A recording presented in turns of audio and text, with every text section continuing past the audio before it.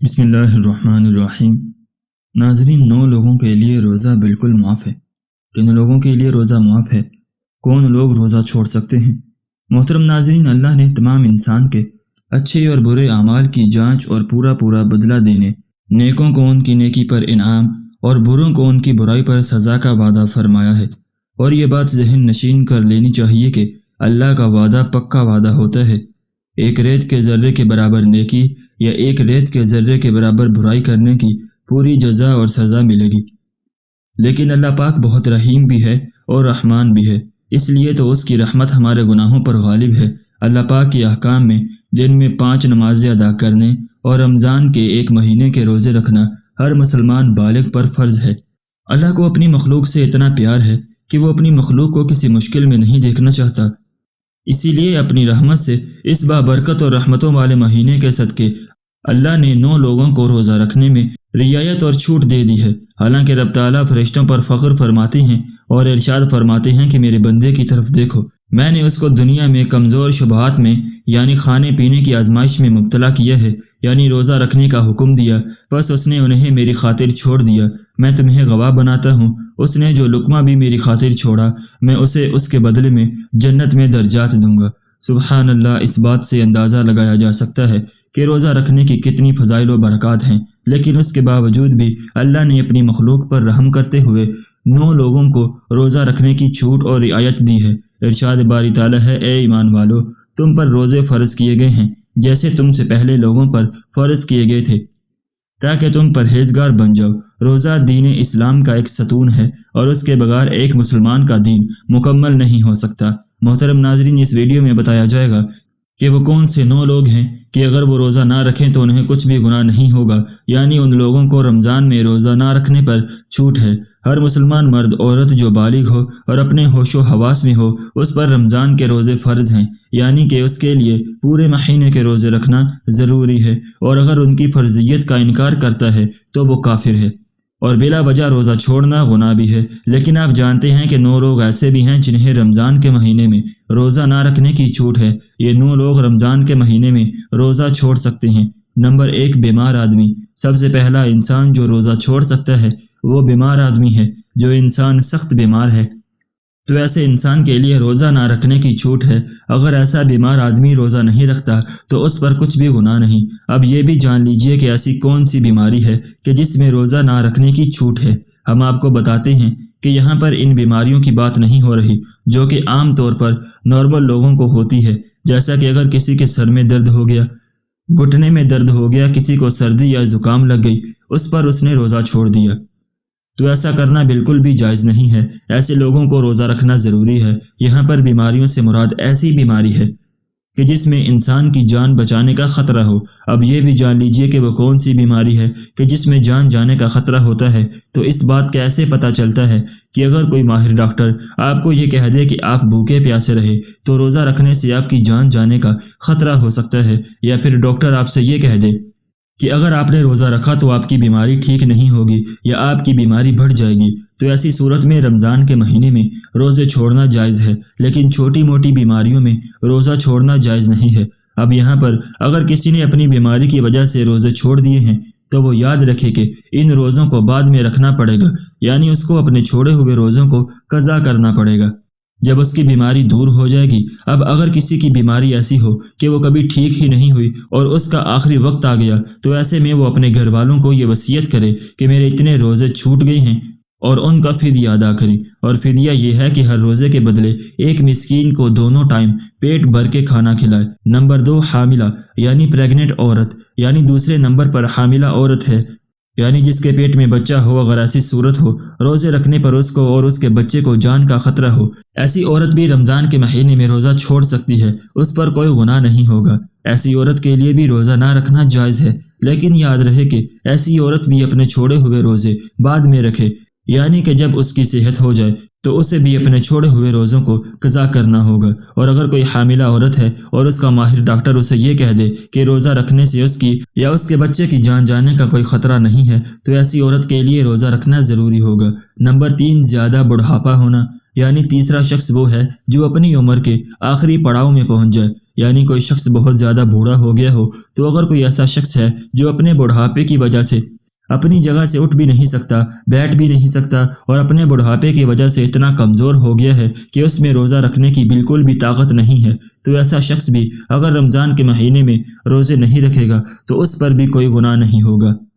تو ایسے بزرگ شخص کے لیے بھی روزہ نہ رکھنا جائز ہے، لیکن یاد رہے کہ ایسے شخص کے لیے بھی فدیہ ادا کرنا ضروری ہے، اور پھر اگر ایسے شخص میں بعد میں اتنی طاقت آ جائے اور وہ اپنے آپ کو تندرست محسوس کرے تو اس کو چاہیے کہ اپنے چھوڑے ہوئے روزے بعد میں رکھ لے اور ان کی قضا کرے۔ لیکن اگر کوئی شخص اپنے بڑھاپے کی وجہ سے اتنا کمزور ہو گیا ہے کہ اسے اپنے ٹھیک اور صحت مند ہونے کی کوئی امید ہی نہیں ہے تو اس کے لیے روزے معاف ہیں، لیکن اسے بھی اپنے ہر روزے کے بدلے میں فدیہ دینا پڑے گا، اور فدیہ یہی ہے کہ اپنے ہر روزے کے بدلے ایک مسکین کو پیٹ بھر کر 2 وقت کا کھانا کھلانا ہوگا۔ نمبر 4، دودھ پلانے والی عورت۔ یہاں یہ بات بھی واضح کر دے کہ پہلے زمانے میں ایسی عورتیں ہوا کرتی تھیں جو لوگوں کے بچوں کو دودھ پلانے کا کام کیا کرتی تھیں۔ وہ لوگوں کے بچوں کو اپنے ساتھ لے جایا کرتی تھی اور 2 یا 2.5 سال کے اس بچے کو دودھ پلایا کرتی تھی، اور انہیں دائیاں کہا جاتا تھا۔ ایسی عورتوں کے لیے بھی رمضان میں روزہ نہ رکھنے پر چھوٹ ہے جو بچے کو دودھ پلاتی ہیں، لیکن چونکہ اب ایسا زمانہ نہیں رہا،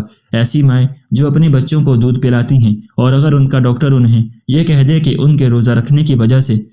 ان کے بچے کو خطرہ ہے تو ایسی ماں کو بھی روزہ چھوڑنے پر کچھ گناہ نہیں ہے، لیکن یاد رہے کہ ایسی عورت کو بھی بعد میں اپنے ان روزوں کی قضا کرنی ہوگی۔ نمبر 5، پاگل یا دیوانہ شخص۔ یعنی 5واں شخص وہ ہے جس کا ذہنی توازن خراب ہو چکا ہو اور وہ پاگل یا دیوانہ ہو چکا ہو اور اپنے آپ سے باہر ہو چکا ہو، جو بہکی باتیں کرتا ہو اور جو اچانک بے ہوش ہو جاتا ہو، تو ایسے لوگوں کو بھی روزہ چھوڑنا جائز ہے۔ یعنی کہ اگر ایسا شخص بھی روزہ نہ رکھے تو اس پر بھی کوئی گناہ نہیں ہوگا، لیکن ایسے شخص کو بھی چاہیے کہ بعد میں جب ٹھیک ہو جائے تو چھوڑے ہوئے روزوں کی قضا کر لے۔ نمبر 6، حیض و نفاس والی عورتیں۔ یعنی ایسی عورتیں جن کے ماہانہ چل رہے ہوں اور وہ حیض والی عورتیں ہیں، اور ایسی عورتیں جنہوں نے بچے کو جنم دیا ہو اور ابھی تک ان کا خون نکلنا بند نہ ہوا ہو، تو ایسی عورتوں کو نفاس والی عورتیں کہتے ہیں۔ یہاں پر ایسی عورتوں کا بھی روزہ رکھنا جائز نہیں ہے۔ یہاں یہ بھی یاد رکھیں کہ پہلے بیان کیے گئے 5 قسم کے لوگ اگر روزہ رکھ لیتے ہیں تو ان کا روزہ قبول ہو جائے گا، لیکن حیض اور نفاس والی خواتین اپنی اس حالت میں روزہ نہیں رکھ سکتی، اور اگر وہ رکھیں گی تو ان کا روزہ قبول نہیں ہوگا اور ان پر سخت گناہ ہوگا۔ ایسی عورت جب بعد میں پاک و صاف ہو جائے تو اس کے لیے ضروری ہے کہ اپنے چھوڑے ہوئے روزوں کی گنتی پوری کر لے۔ نمبر 7، سفر پر ہونا، یعنی مسافر ہونا۔ تو ایسا انسان جو حالت سفر میں ہے تو اس کے لیے بھی روزہ نہ رکھنے کی چھوٹ ہے، اور روزہ نہ رکھنے پر اس کے لیے کچھ گناہ نہیں ہوگا، لیکن یہ بات بھی جان لیجئے کہ اس سلسلے میں سفر کیسا ہوگا۔ تو ہم آپ کو بتا دیں کہ جو سفر 82 کلومیٹر سے زیادہ ہو اور وہ کم سے کم 15 دن کے سفر کی نیت کر کے گھر سے نکلا ہو تو ایسے مسافر شخص کے لیے روزہ نہ رکھنے پر چھوٹ ہے، لیکن جب اس کا سفر اس سے کم ہو تو پھر اس کے لیے ضروری ہے کہ روزہ رکھنا۔ یہاں پر یہ بات بھی قابل ذکر ہے کہ اگر کوئی شخص سفر کی حالت میں ہے اور وہ یہ کہے کہ وہ روزہ ضرور رکھے گا تو ایسا مسافر سفر کی حالت میں بھی روزہ رکھ سکتا ہے اور اس کا روزہ ہو جائے گا۔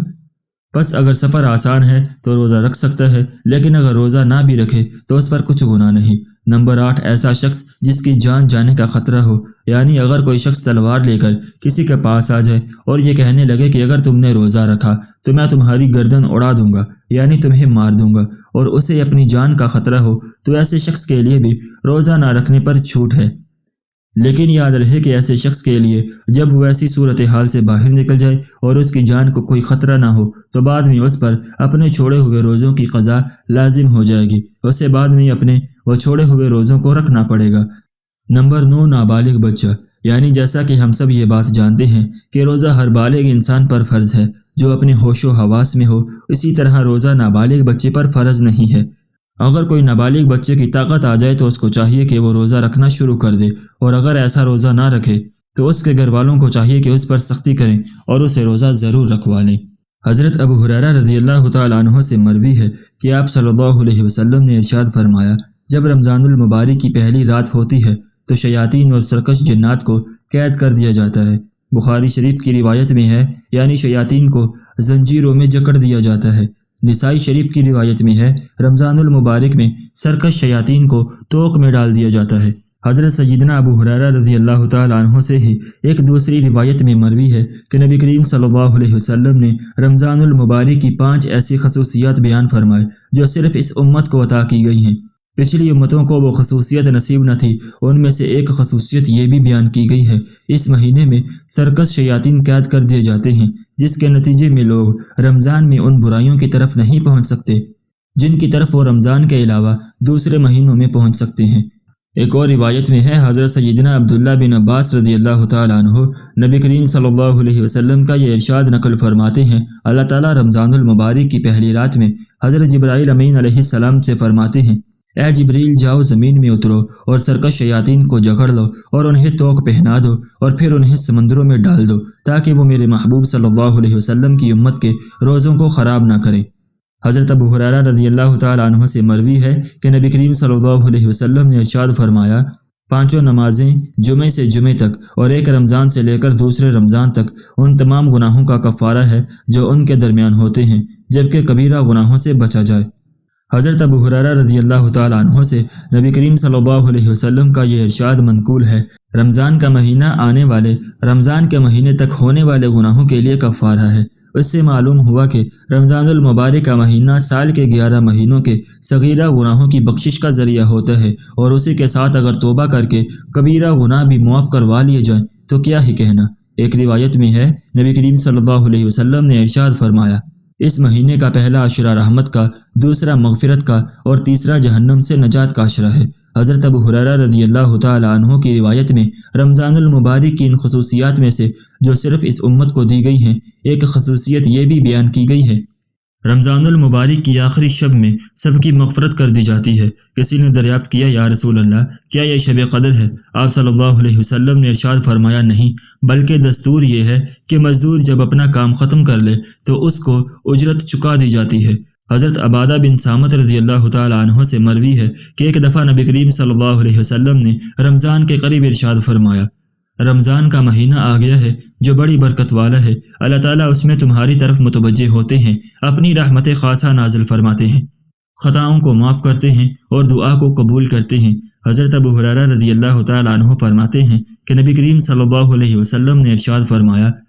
رمضان کا مہینہ کیا ہی بہترین مہینہ ہے، اس میں جنت کے دروازے کھولے جاتے ہیں، سرکش شیاطین کو قید کر دیا جاتا ہے، اور اس میں عمومی طور پر سب ہی کی مغفرت کر دی جاتی ہے سوائے اس شخص کے جو اپنی بدعمالیوں کے ذریعے مغفرت کے حصول سے انکار کرے۔ اللہ تعالیٰ رمضان المبارک کے مہینے کی برکت سے ہماری خطاؤں کو بھی معاف فرما دے، آمین یا رب العالمین۔